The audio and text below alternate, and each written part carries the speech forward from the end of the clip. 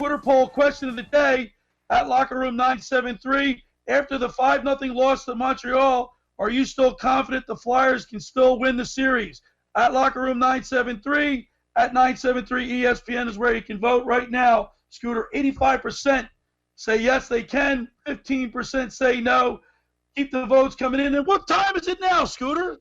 It's time for the Locker Room's push to get Brian Propp into the Hockey Hall of Fame, and it's sponsored by Wolf Commercial Real Estate. Is a full-service commercial real estate brokerage and advisory firm specializing in office, retail, medical, industrial, and investment properties in southern New Jersey and the Philadelphia region. They provide a complete range of real estate services to commercial landlords, tenants, investors, developers, banks, commercial loan servicers, guided by their total commitment to their clients and their community. For all of your commercial real estate needs, please call WCRE at 856-857-6300. And Paul Rumbos would like to tell you about beer, wings, and sports.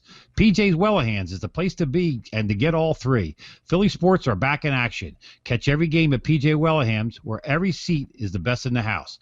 Enjoy fan favorites like PJ's Famous Fries, or switch things up and go to our Wing of the Month. With locations throughout Pennsylvania and New Jersey, there's sure to be one close by. Prefer to catch the action from your couch? We got you covered. Order PJs to go online at pjspub.com.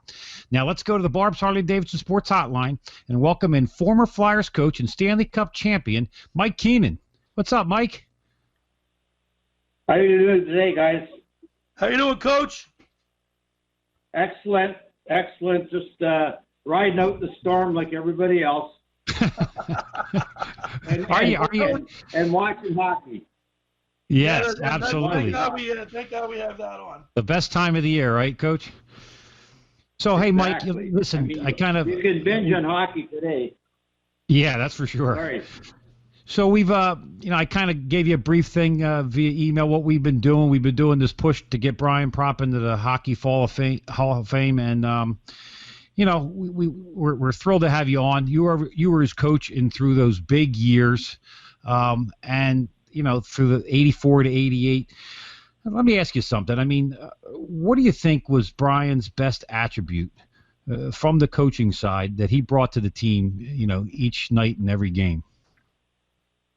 Well, his consistency was exceptional. Brian Propp was the most talented forward we had, and he and Dave Poulin were given the most ice time. They could play in special teams, both power play, penalty kicking, regular shift.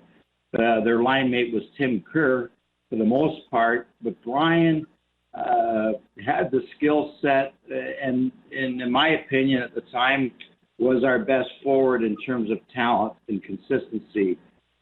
He was a competitor. He could score timely goals. He certainly was a big part of our success running to the Cup twice, 85, 87. And he was a player that was interesting to coach because he had talent, and I think sometimes that talent would surface, and his teammates at times really appreciated what he could do. Well, you could have said it any better right there. I mean, we all have talked about, we've had a lot of his ex-teammates on here, Mark Howe and Dave Poulin and Scott Mellenby and Doug Crossman, all these guys, and they've all talked about how he was such a quiet guy, but he led when he was on the ice. He wasn't one of those vocal guys in the locker room, stuff like that, but how important do you think it was, and how much do you think the guys looked up to him as that leader, even though he wasn't that vocal guy? He was a quiet, instrumental part of the success. He just stuck to himself for the most part. He was a little bit of an introvert. But as I said, his teammates understood him well. You mentioned Mark Howe. Mark, of course, was our most talented defenseman and player overall. But Brian had the same skill set. Brian played for me also in Canada Cup. And when you get to that elite level and play with those players, you certainly have something to contribute. And the fact that he even made the team in terms of the number of Hall of Famers on that team is a statement in itself. He brought a lot to the table, not only for the Flyers and our Cup runs and our regular season success and play, but also for Team Canada.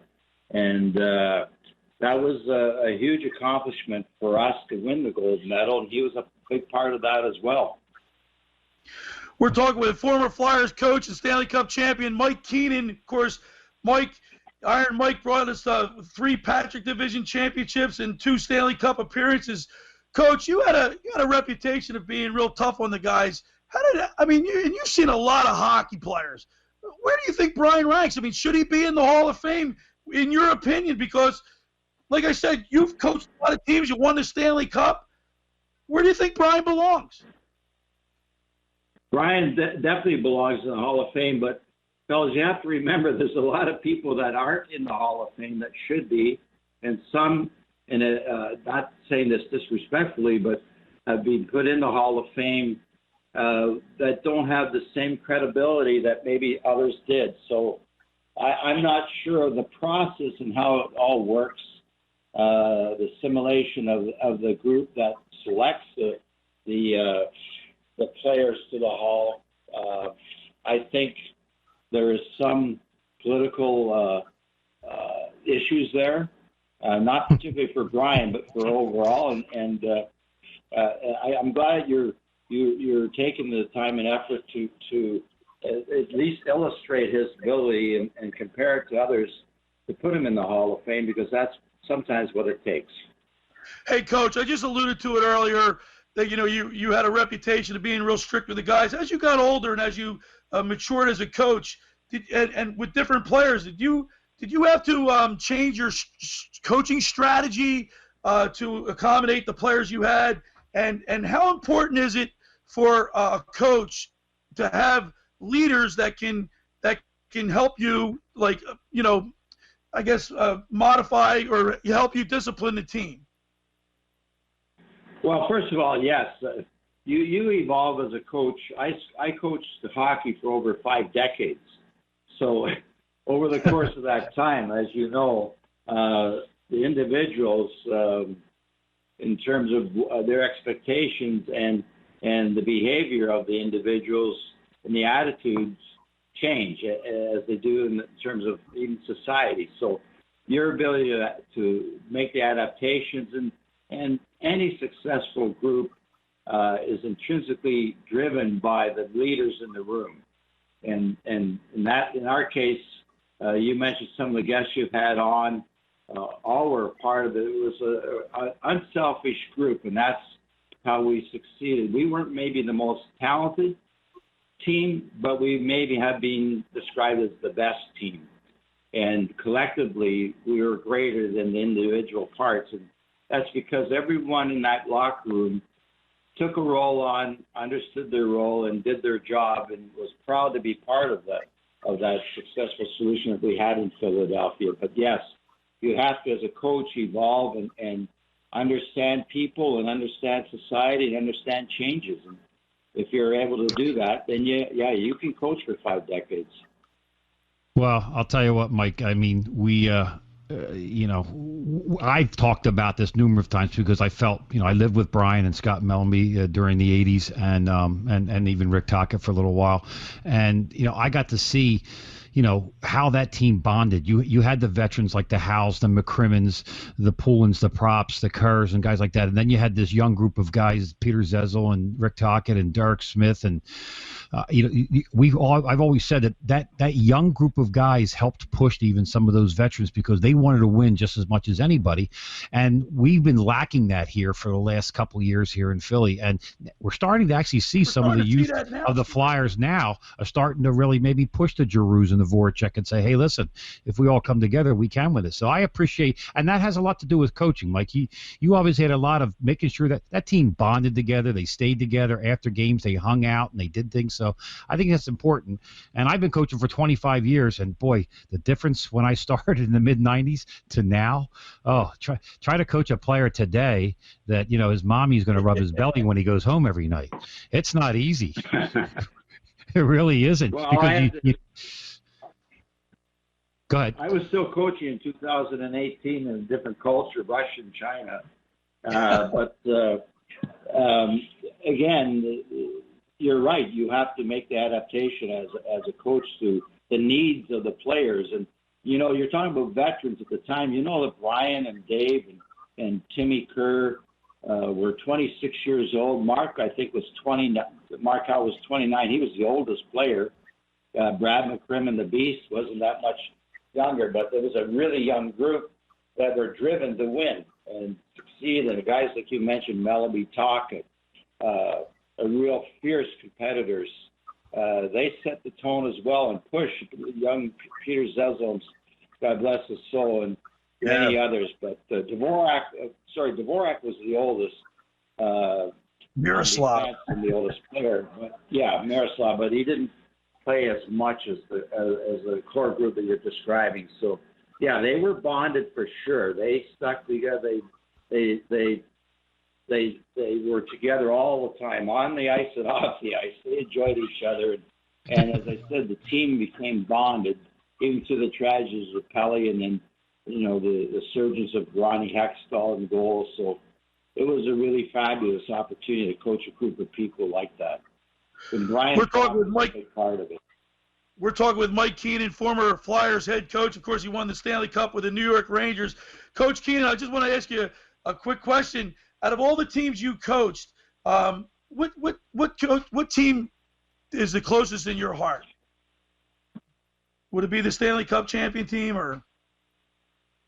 Well, I think that there were three teams that really evolved. The Philadelphia Flyers, certainly my first coaching experience in the NHL. I was young. I was 35 years old. And then the team I had in Chicago, they were great. They were really like the Flyers when you had Chelios and Rolick and Goulet and Larmer and Eddie Balfour.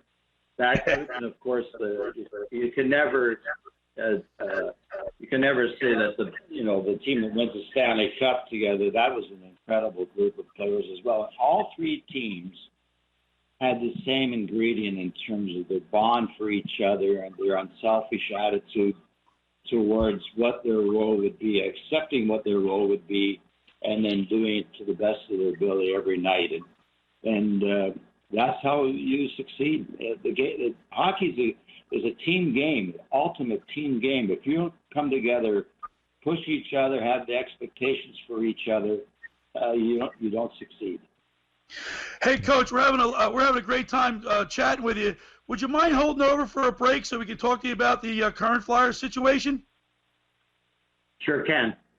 Okay, great. That's awesome. We're going to stay with Coach Keenan. I want to remind people the first hour of the locker room is powered by Surety Title. Surety provides comprehensive title insurance protection and professional settlement services for home buyers, sellers, real estate agents, brokers, lenders, home builders, and developers, and attorneys to facilitate real estate purchases. Surety is an industry-wide leader with a team of experts to help you through the entire process, from contract signing to closing, from the shore to center city and every place in between. Surety Title is there for you with 15 office locations in New Jersey and PA. That's Surety Title. For more information, call our good friend Ron Conklin at 856-988-8900. And friends, just about everybody in our area has heard about the Jersey Man and Philly Man magazine run by ex-Philadelphia tight end Ken Dunnick. But are you aware of their private business network they call the Legacy Club? Every month they hold private events at upscale locations in Philadelphia and South Jersey to attract over 200 top business people. If you have an interest in attending one of these events and see it's a fit for your business, send an email to ken@jerseymanmagazine.com or call him at 856-912-4007 for more information. All right, when we return, we'll continue our conversation with former Flyer coach Mike Keenan. You're listening to The Locker Room with Billy Schweim on 97.3 ESPN and the 97.3 ESPN mobile app.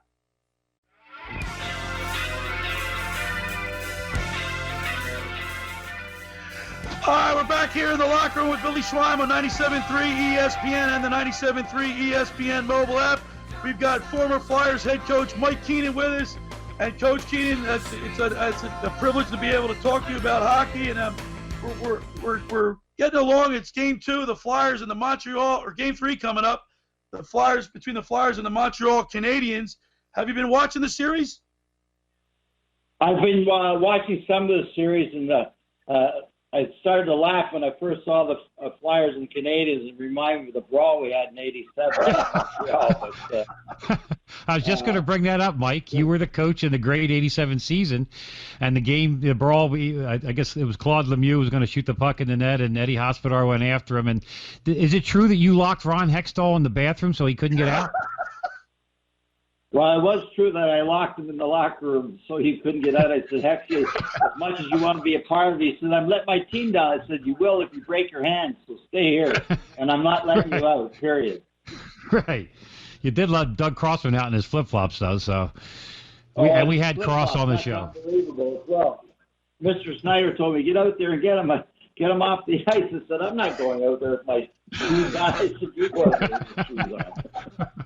Hey, Coach, do you think that does that have any influence on how the players view their opponent when you have like a rich history like that? I mean, would a coach like Elaine Vigneault maybe play some video of games from the past? Would that be enough to inspire a young hockey team like the Flyers? Depends on the personnel of the team, and Elaine, I know whether he would, former coach in Montreal as well, so I'm sure he's well motivated, and Terry on as well. But the aspect of taking anything that you can find that would motivate your group, your team, and certainly there is a relationship to the history of competitive teams, the Flyers and the Montreal Canadiens. You can't push it aside and ignore it. You have to take it into consideration. I think that's a big part of it. So I'm very interested to see how the Flyers have done so well this spring or this summer so far respond after getting bounced 5-0. So it'll be interesting to watch them come back. You're the coach now today. What's your speech prior to Game 3 tomorrow night? How are you getting these guys motivated? Not that they have to be motivated, but what are you saying to get these guys over the top and get them back in? It doesn't matter what happens to you. It's how you react to what happens to you. Yeah, we got bounced 5-0, but look at the success that we had and how we did it. Let's get back to those details on the ice, how we had success, and make sure we're prepared and ready to go right from the beginning, because Montreal's going to have a little bit of momentum. Maybe there's an emotional boost because their coach had heart issues, was sent home. Muller might have come in and given a different message. I'm not sure. I coach Kirk as well, but they have to be ready, and hopefully Elaine can get them on razor's edge, because in the playoffs, it's one and done. You either win or you don't, and you've got to be ready every night, no matter what the result of the last game was. We're talking with former Flyers head coach Mike Keenan about the Flyers' chances here of moving on against the Montreal Canadiens. And Coach, not playing in front of fans, you think that has an effect on the younger guys, or who do you think that affects most, the younger players or the older players, not having fans in the stands? Well, I've been watching that, and I'm impressed with the NHL in terms of the presentation. Overall, the music they pipe in and so on. But hockey is such a passionate, emotional game at the root of the individual. They've had that love of the game and compete level as young men, as young boys, and I can see it. I can see it extracted. I think it depends on the leadership, the emotional part of it rises. We're watching games now. There's nobody in the stands, but guys are fighting and competing, and that for me says something about the game itself, the competitive edge, and the players that play it.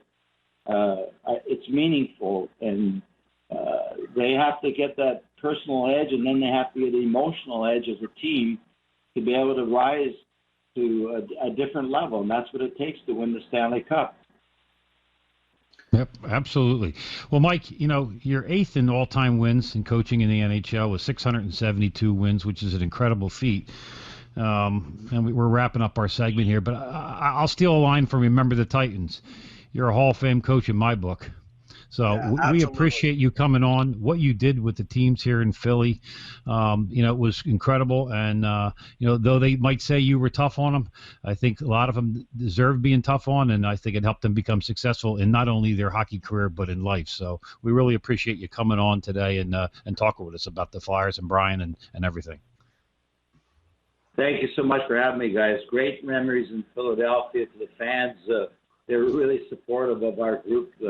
A young team. I think one of the videos that they had was they went on beyond all expectations. So Yeah. but they were appreciated by the people in Philadelphia. So it was a symbiotic relationship between the fans and the team.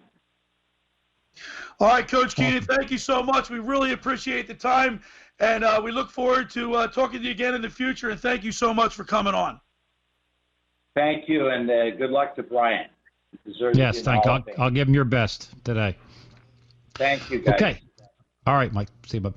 Okay, that was the Locker Room's push to get Brian Popp into the Hockey Hall of Fame, which was sponsored by Wolf Commercial Real Estate. It's a full-service commercial real estate brokerage and advisory firm specializing in office, retail, medical, industrial, and investment properties in southern New Jersey and the Philadelphia region. They provide a complete range of real estate services to commercial landlords, tenants, investors, developers, banks, commercial loan servicers, guided by their total commitment to their clients and their community. For all of your commercial real estate needs, please call WCRE at 856-857-6300.